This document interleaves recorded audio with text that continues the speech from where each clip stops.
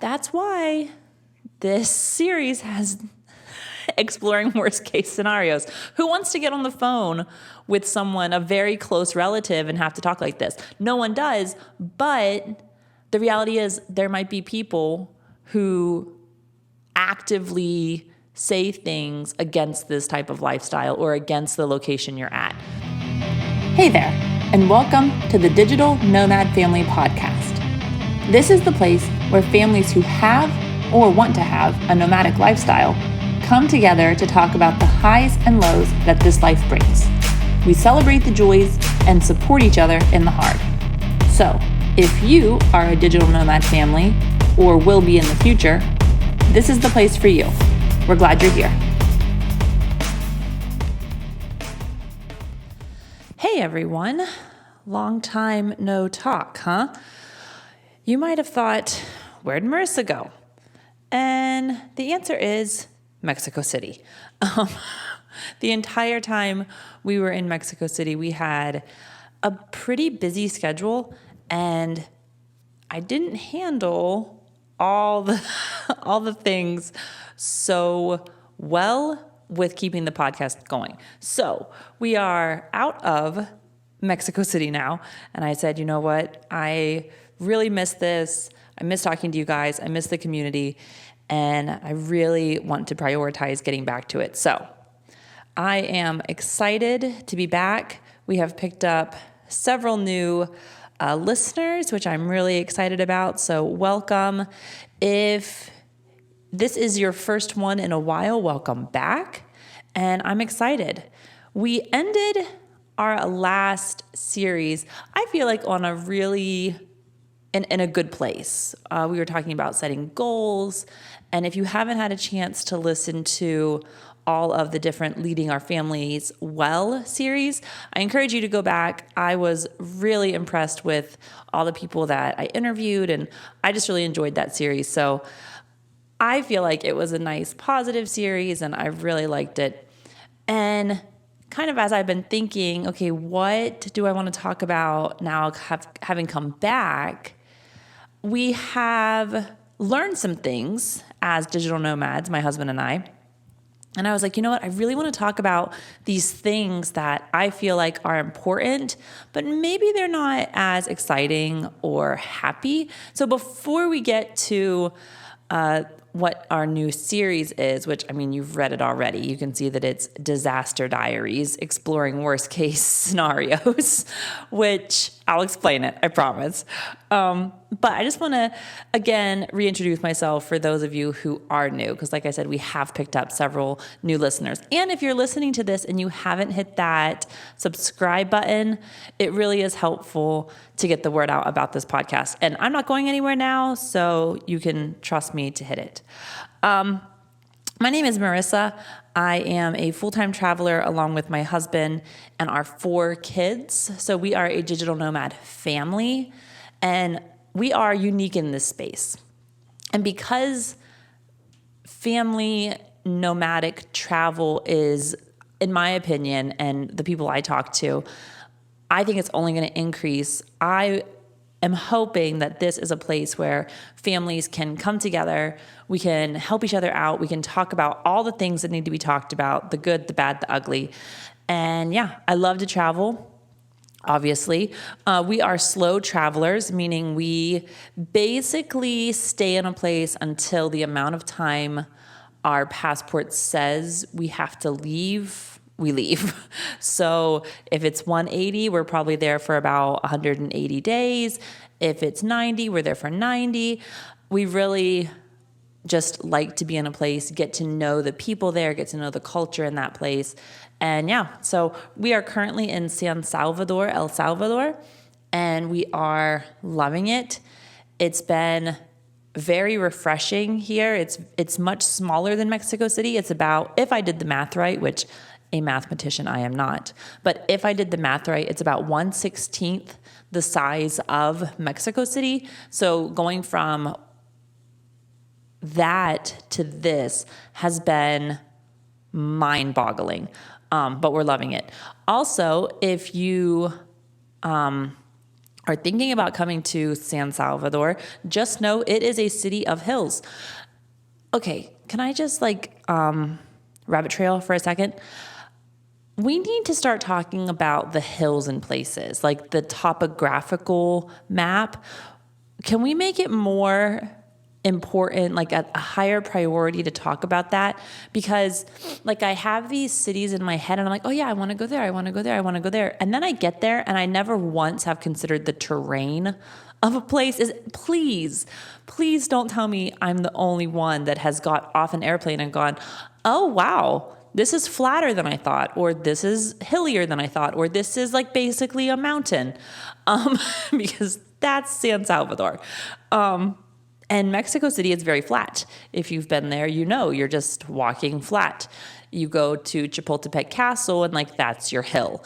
So this is very different. So our legs are getting a workout, which is good because I ate way too many gorditas in Mexico.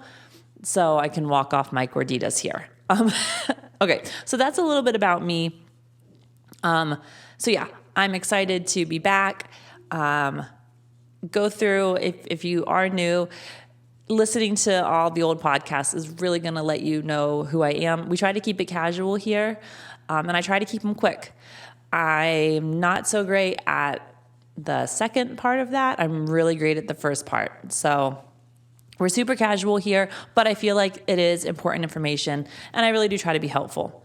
So this series that we're getting into right now, Disaster Diaries, exploring worst case scenarios. The whole point of it is to kind of do a little deep dive, if you will, into different situations that we do need to prepare for as digital nomad families. And each week or each episode, I'm going to highlight one area, okay? And so this episode is about boundaries with your families back in your passport country. So we're calling it anti-travel family and friends. Now, they might not be anti-travel, and I know anti-travel might be a bit rough, but by that I mean maybe they're anti you traveling to one place. They're anti the fact your kids are homeschooled because you travel. Maybe they're anti the healthcare situation. Maybe they're not 100% against you being a full-time traveling family, but there's definitely an element of it that they don't like. And so we're going to go through how to talk to these family members, because I do believe that those relationships are important. And I'm going to give you just some tips that I've used in my own life with family, and not so much friends, but definitely family who I would consider anti-digital nomad lifestyle. I can think of two in particular in my family that they wouldn't go as far as to say anti this lifestyle, but the comments they make to us and even to my children definitely, in my opinion, puts them in the anti-travel category. So, what do we do when they're not happy?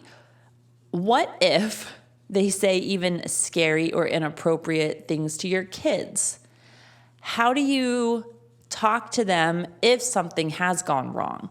If something, a travel plan fell through, or someone is sick, or someone got hurt, how do we communicate these things with someone who we're nervous if we say, oh, so-and-so is sick, they're going to come back at us with it's because you're in this country. And that's not why they're sick. They're sick because they're a 7-year-old kid, and 7-year-old kids get stomach viruses, right? And so those are the things that we're going to really focus in on today. And it's going to come down to, in my opinion, the most important element of this is honesty and communication.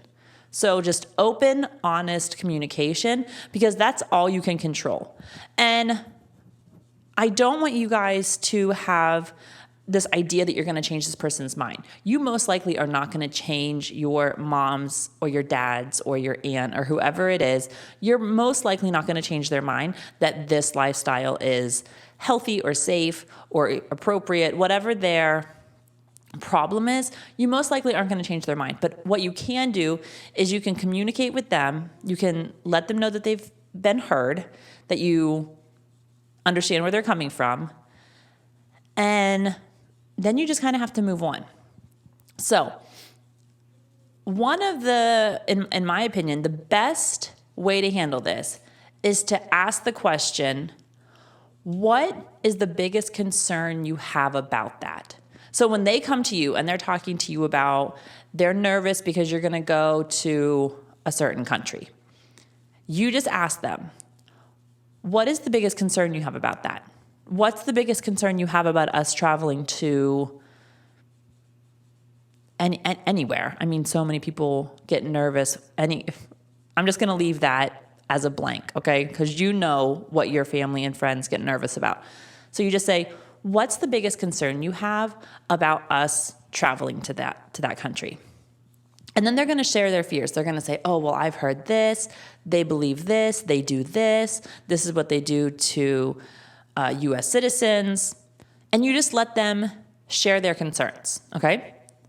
Then after they're all done, what you need to say, and this is very important, is you say this. What I hear you saying is, and then you repeat back to them what you feel like they're saying, okay? Not putting your own spin on it or anything like that. Just genuinely what you heard. And after you then say, so what I hear you saying is, fill in the blank. You ask them, is that right? If you're correct, well, now you guys, you're on the same page. You understand why this person is nervous about you going to that place or you doing that activity. If you don't understand it, or maybe they didn't communicate themselves clearly, then they have the opportunity to go, no, that's actually not what I was trying to say. I'm going to say it again. This is a form of communication that is so helpful, and it doesn't require them to be a part. Like, you don't have to sit down and go, okay, we're going to do this communication exercise where, no, all you say is, what is the biggest concern you have about that? If you need to take notes, grab your phone, grab a piece of paper, and just listen to their fears and their concerns. Then afterwards say, okay, so what I hear you saying is, and then tell them what you heard. This is going to make sure that you're both on the same page about their concerns. Please don't misunderstand me. I'm not saying that their concerns are accurate, that their concerns are always based in reality, that there's anything to back up what they're saying. But the only way that they will know that you know where they're coming from is if you state back to them what they said. I hope that makes sense. I'm not asking you to agree with them. I'm just saying, let them know that you understand where they're coming from. Then, once you get on the same page and you ask the question, is that right? And they say, yes, those are my concerns. Now you can address the concerns. Now, I do want it to be noted that I think that there are different levels of openness in our family and friends group. So for some people, you don't really owe them an explanation. You can just go, okay, well, I understand that that's a concern you have. For me, I would say something like, I understand that that's a concern you have. Eric and I have researched it ourselves, and we're very comfortable still moving forward with this trip, and we're excited to go. It's okay that not everyone is, You can throw that in there. It's okay that not everyone has the same comfort level with this country or with this city or with this activity. Then there are other people where I do think it's okay for you to maybe even pull up some studies and say, if one of their biggest concerns is safety or kidnapping rates, you can actually go online and pull up the statistics for not all, but so many countries and city-specific crimes.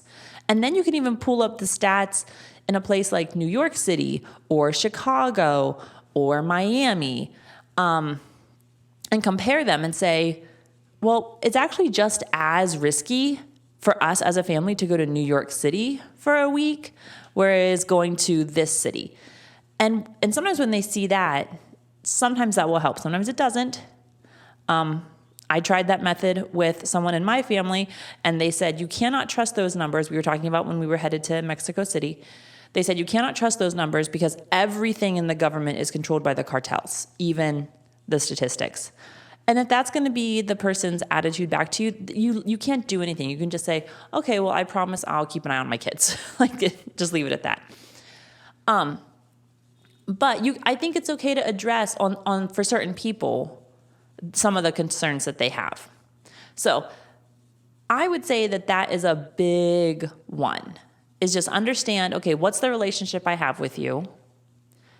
And that will help you determine how much you're going to share with this person and how much you want to work to maybe change their mind about the place that you're going. Another thing that I think is really important is to understand this lifestyle is so new and so many people just don't understand it, that it does feel odd, especially for maybe the older generation. And so I think it's important to keep in mind, they might not be coming at it in maybe like this negative Nancy doomsday type way. They just might genuinely be confused or concerned. Before my grandmother passed, and when we would go to different places, she would be so confused because this is a woman that never left the United States of America. And so the idea that we were going to Europe and training around, like that just blew her mind, because that was just not anything she had any experience with. And she just wasn't even able to pull the information from her brain to try to connect with it. And that's okay. There's nothing wrong with that. So just keep in mind, it might not always be coming from a place of negative type situation. They might just be so confused by it. And that's why asking, what is the biggest concern you have? And that question can really help bring it back into reality, if you will, and things that you can address. I would say this is something that I have a lot of experience in. And I think that being open and honest with our family members can really help the situation. So there were many people in our family, my family and Eric's family, that were nervous when they knew we were going to Mexico City. And we had done the research. We weren't going to be anywhere dangerous. I never once fell in danger in Mexico City. I traveled alone through the city multiple times. I never felt like there was any concern for my well-being. But they might look at you and they can say, this place is too dangerous, okay? And so let's kind of run through an example, if you will, about this. So we'll use my in-laws as an example for this. And they might look at me and they say, oh, well, I'm not comfortable with you going to Mexico City. And I would just ask, well, what's the biggest concern you have about us traveling to Mexico City? And then they might come back at me and they say, this is too dangerous. We hear all about the drugs. We hear all about the gangs.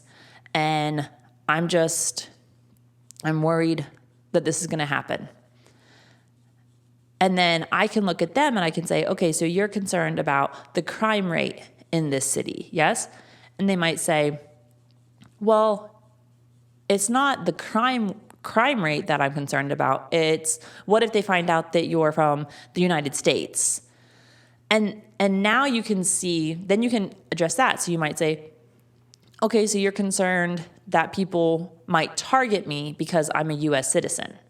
And they might say, yes, that's my concern. Okay, well, now we can address certain things. What if, take it back to the beginning, we'll kind of do another one. They come and they say, I'm really uncomfortable with you going to Mexico City. And you say, okay, what's your biggest concern about that? Well, we've just heard so many stories about kids being kidnapped that I'm scared about my grandkids. Okay, so what I'm hearing you say is that you're concerned that I'm going to put my kids in a situation that I can't control, and because of that, they might get taken from me. And then they're going to say, oh, no, it's not you. I trust you, right? Because they're going to think, well, but that's going to help them see my kids are with me the whole time. And then you can start talking to them, my kids don't walk around the city alone. Or if you do have older kids and they are walking around the city alone, again, you can go back to other statistics. If we were in New York City, my kids would probably walk around the city alone if that was our hometown. And so you can really just kind of get to the heart of their concern. So those are kind of like face-to-face things, okay? Something else that might happen with anti-travel family and friends is they might reach out to you or your children while you're traveling with some concerns. This happened to us in Mexico City. And one of my kids received a text message from one of my family members, a very close, not like relationally close, but like a very blood close relative. And it was a text message to our oldest son saying, don't walk around the city by yourself. It's very dangerous. The United States just banned all travel from the United States to Mexico. That was a text message my 16-year-old received. So what do you do in that situation?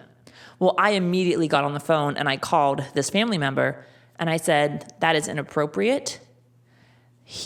My son is not the one that you reach out to if you are genuinely concerned. That's more of a scare tactic than it is showing genuine concern for your family member's safety. And I just had to call this person out on it.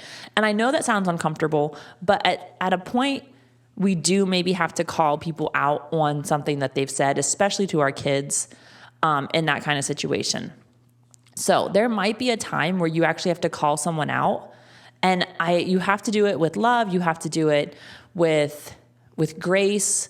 But at the end of the day, you still cannot allow people to totally go over the boundaries that you have set up and the choices that you have made for your family. And they can't just disrespect you and your kids that way. So I had to get on the phone and make it clear that that was inappropriate. And I told this person, I said, whatever news outlet you are listening to, they are lying to you because the United States did not close all travel to Mexico. That's a lie. And so sometimes you just have to point out the errors. And see, guys, that's why this series has exploring worst case scenarios. Who wants to get on the phone with someone, a very close relative, and have to talk like this? No one does, but the reality is there might be people who actively say things against this type of lifestyle or against the location you're at. So that's another situation that could happen while you're out and about. It could happen even if you're back in your passport country, hanging out with friends and family, someone says something negative to your kids, and you kind of got to just step up and you have to go, actually, that's false information, or we've considered that and we've looked into it. And you really have to stand your ground at times as a digital nomad family, because there are people that just don't understand it. And because they don't understand it, they are going to be more likely to be a little resistant to it. So another situation that I think is important to talk about is, what do we do with our anti-travel family and friends when we actually are going somewhere that does have more of a risk to it? And these are the things I'm talking about. Maybe you are going to the Congo and you have to take malaria meds. There's lots of places where you have to take malaria meds. That's just one I could think of right now. But you're going someplace and you have to take malaria meds or a different type of meds, or you have to go get a shot because of something. And if you tell people, oh, well, all of us have to take these malaria meds because of our whatever we're doing adventure, and you guys are very excited about this adventure that you have coming up, but yeah, you have to take malaria meds so you don't get malaria potentially. As some people might hear that you have to take malaria meds, and they might be thinking that you're putting your kids in unnecessarily risky situations. How do you handle that? Another thing that people might not understand is if you actually are going to do something that does have a higher danger element to it. So think like you might be hiking to Everest Base Camp. Loads of people hike to Everest Base Camp. It's a very popular activity. Families do it. It's very possible for kids to do it. But it definitely has risk. The altitude is high, so you're instantly just looking at potential breath issues and lung things. There are the known risks of earthquakes and avalanches. We all know that. But you've researched it, you have found a guide that you feel like handles it as safely as possible, and you believe that this is going to be a fantastic experience for you and your kids, and you want to do it. How do you talk to people who are more anti-travel about these higher risk situation? And again, I think it just goes back to open, honest conversations. I would not, if you know for sure someone is going to be anti this adventure, I would limit the amount that you talk to them about it. And I would have it be more of a information sharing versus a conversation. I would just tell them, hey, in 2 weeks, we're going to be off the grid. You will not be able to send me a text message, or we won't be able to call. We won't be able to WhatsApp, whatever you do, right? Because we will be doing this thing and we're off the grid because of it, and leave it at that, right? Just let them know. And you can tell them you've looked into all the safety measures. You feel like you are making the safest choice for you and your family.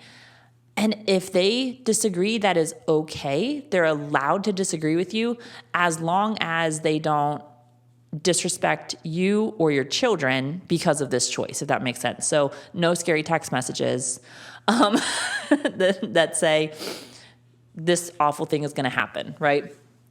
So that, I think, is another anti-travel family situation that we have to navigate. And I know that they're not fun. I mean, guys, so many of these examples, I mean, these are real to me, okay?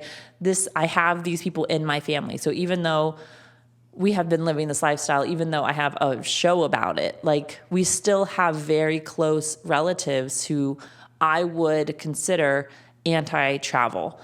And all I can do is just be open and honest.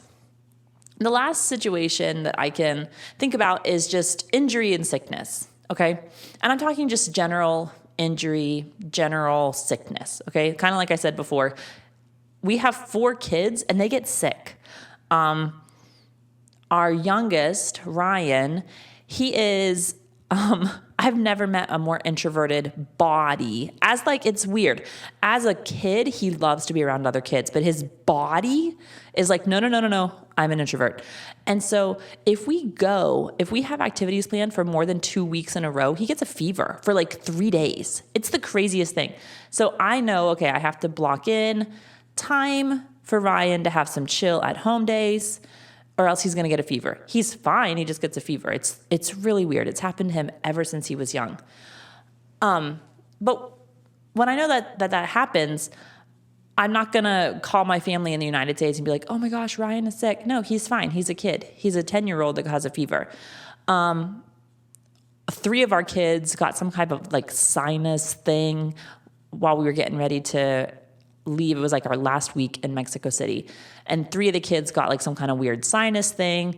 And so I took one of them to the doctor, and the doctor said, yeah, they all have it, but here's the medicine. They're going to be fine. And I was like, okay, thanks. And so I just tell my family in passing, oh yeah, I took Ryan down to the pharmacist. We got some of these meds, not a big deal. Now there might be other situations where someone actually gets hurt. A kid breaks an arm, breaks a leg, something like this happens. Or you might be looking at, maybe they need their tonsils removed, right? That's a kid thing. Maybe they get appendicitis. These things happen, and just because we're a traveling family doesn't mean we are free from all just the normal kid ailments and injuries, right? And so for us, the way we handle it is, if it's something that we honestly believe is going to require a doctor, we wait and get all the information that we feel our family and back in the States that they're going to ask. So we'll go to the doctor, we talk to them, we get the plan, and then we call them. Because it doesn't do any good to call them and be like, hey, we think Ryan has a broken arm, but we're on our way to the hospital right now. That just puts them in a fearful situation, right? Now they're thinking, oh, well, we're in San Salvador right now. They might be thinking, oh, well, what kind of doctors does San Salvador have? Do they have good facilities? Can we trust them? Like, they might be thinking all these questions, right? Whereas if we just wait, that's really going to bring down the drama situation. And then we can just say, hey, so we were out at the park. Ryan was on a scooter. He took a fall. The arm just wasn't feeling right. He was in a decent amount of pain. So we just said, we need to get to the hospital. So we went to the hospital that the embassy told us to go to, which, side note, I think you should always contact whatever embassy is from your passport country, contact them and just ask them, hey, we're here as a family. If someone gets hurt or sick, which emergency room? And they'll tell you. And so that's what I do. So I know what emergency room. Thankfully here, guys, it's only like a 3-minute walk. So how convenient is that? That was an accident. But yeah, so side note, call your embassy in the capital city of the country you're in. Tell them where you are and ask where you should go. If you're staying in the capital, it's really, really easy because they can tell you like the best ones. But anyway, so we go to the hospital, we get the information, and then we call family back in the States and we say, okay, here's what happened. Here's what they did. Here's what we know. And for us, that works a lot better than like calling en route. So that's my big takeaways for anti-family travel and friends in our first disaster diaries. I hope it was helpful to you guys. I do believe that anytime we're faced with someone who is anti-travel in our life, we do have to weigh, okay, how much do I value this relationship?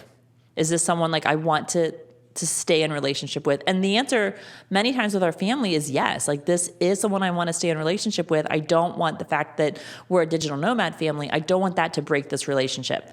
So because you want to fight for the heart and fight for the relationship, try to get to the root of their concern, right? And that's why asking them, what's the biggest concern you have about that? Letting them share their fears and then saying, okay, what I hear you saying is, and then fill in the blank. I really think that can be a helpful way to talk with people and to make sure that we're all on the same page with these, what some people might think are scary travel plans. So I hope that was helpful to you guys. I'm so glad to be back, and I cannot wait to get into even more disaster diaries with you guys. Let me know what you think about that title. I would really love it. Again, if you haven't subscribed, please go ahead and subscribe to the podcast. Would really appreciate that. And I hope that you guys are doing well. And as always, travel joyfully.